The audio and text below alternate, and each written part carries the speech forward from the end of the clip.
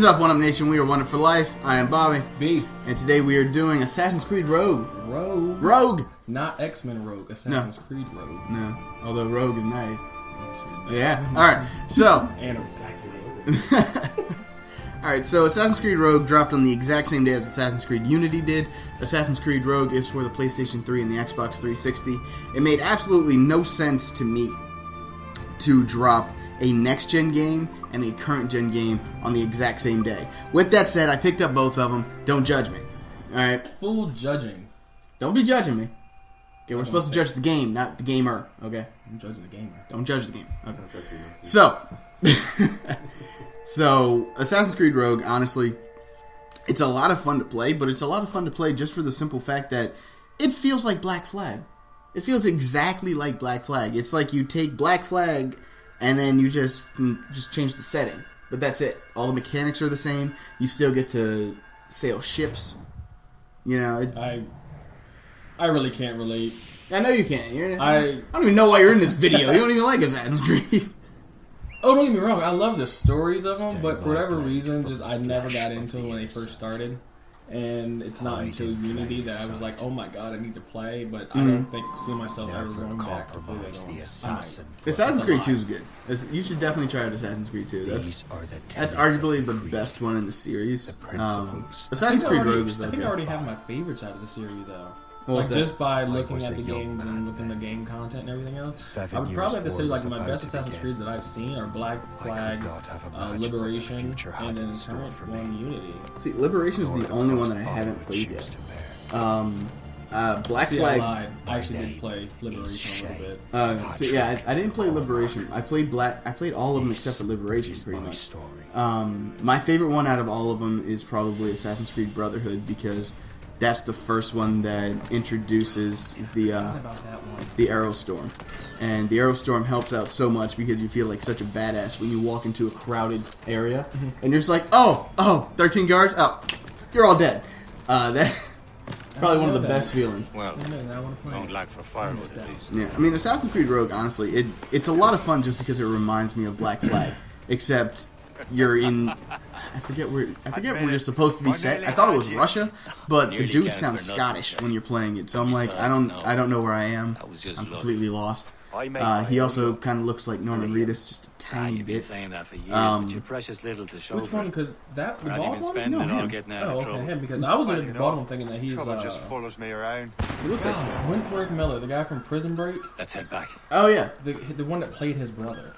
I don't remember his name, but I can see that. I can definitely see that. Come on.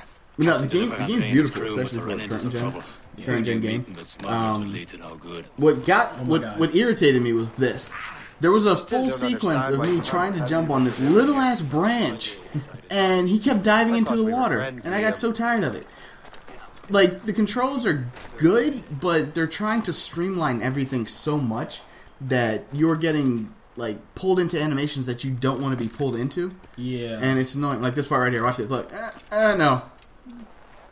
I know it's going to be in another video when we cover Unity, but it's the same issue. If I'm trying to rush to an actual checkpoint that's being timed, I have to get there. If I really need, Anno to, grab like a windowsill or whatnot to go through a window to get a shortcut, he won't. He'll climb the building instead. This is true. With Unity is a lot easier to control once you get the hang of it. Rogue, it just seems like it just pulls you in. Like every wall that you hit has a gravitational pull, and you can't escape it. Like you have to get into that animation to get out of it and keep going. That's how it feels. An eye on you. In case you fall down and hurt yourself. It looks amazing. It's a very pretty game, and it's one of those things that once you get the hang of the controls again, it's not bad. Because you have to remember that once I beat Black Flag, I haven't picked it back up, which I should because the Wolfpack mode for the multiplayer is really cool. That's another thing about this game. Assassin's Creed Rogue has no multiplayer whatsoever.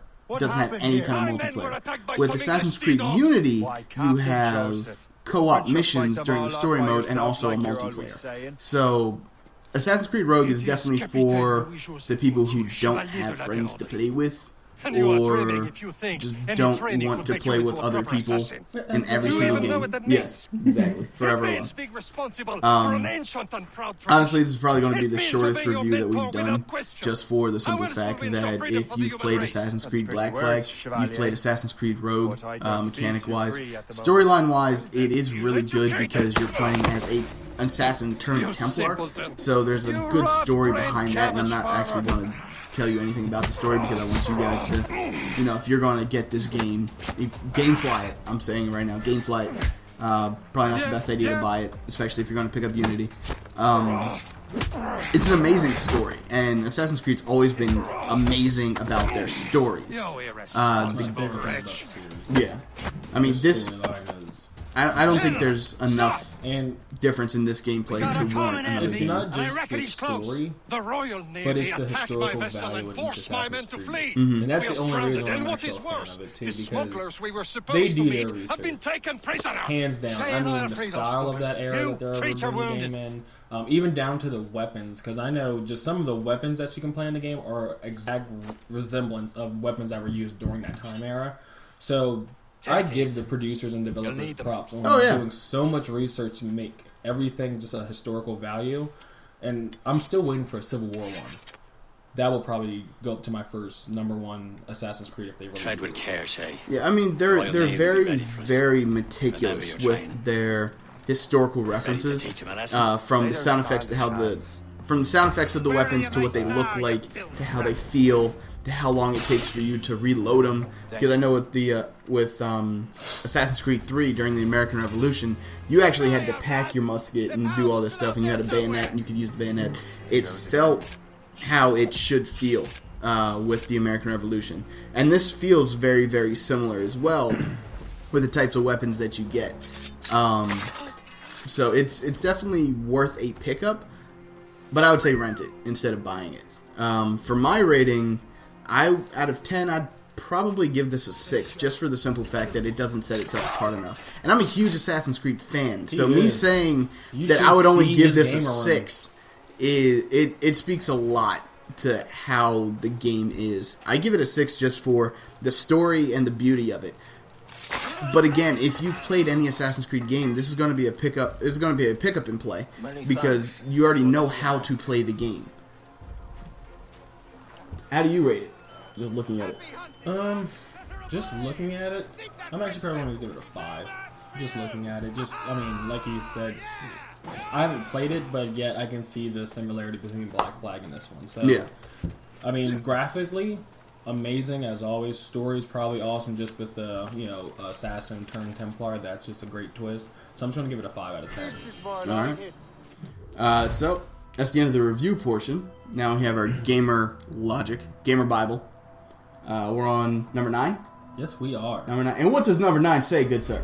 All right, number 9 says, please remember to mute yourself when speaking privately to a spouse, girlfriend, boyfriend, mom, dad, etc. We really don't want to hear how you had an enlarged testicle or your mom's visit with the gynecologist. That's...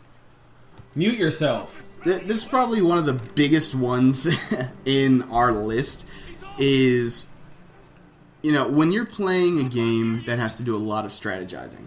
Like, if you're playing Battlefield, or if you're playing even Call of Duty, or if you're playing Team Skirmish on Halo, and you're like, okay, we're going to have to flank to the left, okay, you're going to cut right to the middle, and then we're going to be able to take 2 points in one time. And when you're about to give the order to do that, and you hear, oh, I want chicken parm for dinner. No, put the spaghetti in a different bowl, and then put the chicken on the side. We don't care. We don't care about what you're eating. Okay, we're trying to play the game. It's all about competitiveness at that point in time. We don't give a damn about what you're doing besides the game because we're focused on the game. Is that about right? All right. Now I want chicken parm. I mean, yours was a nicer example than mine. No, you said enlarged testicle. No, that was just an example, but... I mean, I've been online where I've heard people getting into sex and everything else, and it's just not fun. I've had that one too. It's so fucking awkward. It gets kind of weird. It gets kind of weird. Why'd you go quiet? It's like why are you still in game if this is happening right now? But priorities. I mean priorities. It's just it's more manners than anything. It's like I don't want to hear that. really don't. Saving those fellas for you. Just don't want to hear it. Maybe you were not completely useless. But that's it. That's it for the Gamer Bible. Useless. Thank you guys for watching, because this is the end of our video. Please comment, subscribe, like, share, do all that good stuff. We really appreciate it. If you have an entrance for the Gamer Bible, let us know in the comment section below. We'll check it out. If we like it, we'll put it in there somewhere. It'll be like verse 27 or something like that. And if you picked up Assassin's Creed Rogue and you either agree with us or think that we're completely out of our minds, let us know, because honestly, it's a lot. It's a lot of just, how we feel about the game, so we want to know how you feel about the game as well. But until next time, we are One Up for Life. I am Bobby, and we'll talk to you on the next one. Hell shit.